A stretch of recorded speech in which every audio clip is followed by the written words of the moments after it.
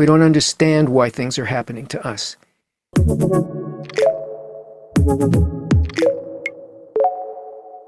Kabbalah tells us that there was only one thing that was ever created.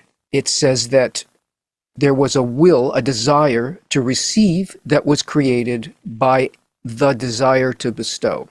And this relationship is between creature and creator. But the only thing that was created was a desire, and that thing, that desire, is the whole cosmos and everything that's in it. In other words, that's what you are. We are the will to receive. Reality is the will to receive. So what you are is not your mind, but your need. Consciousness and thought has to arise from desire. Desire comes first. You could imagine this as desire as the root of a tree and thought as its branches and its leaves. And the stronger the root is, the stronger the desire is, the more vibrant the life of the branches and leaves is. Everything that we think comes first from a desire. As soon as we want something, all kinds of thoughts arise designed to help us get that thing that we want. Even the smallest desire will bring a whole bunch of thoughts up, a whole train of thoughts, and it operates like an operating system to fulfill the basic level of existence and reality, which is this desire. So it's not that thought becomes more and more complex. The background energy, so to speak, of existence already has a kind of base consciousness, but it requires targeted desires to bring up certain aspects of thought.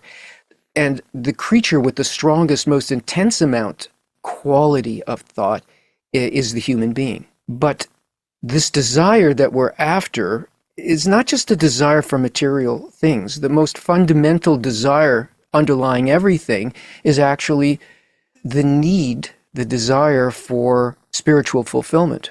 Everything in existence is moving towards spiritual fulfillment. That is a fulfillment that transcends the separated appearance of things.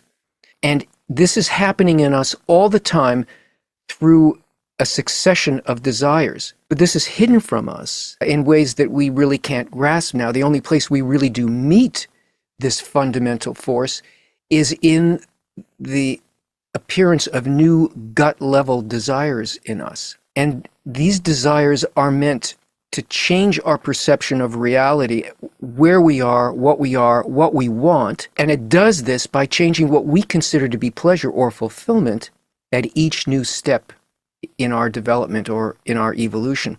It's not just the desire grows and the thoughts that fulfill it grow on one particular desire getting stronger and stronger, like more quantity.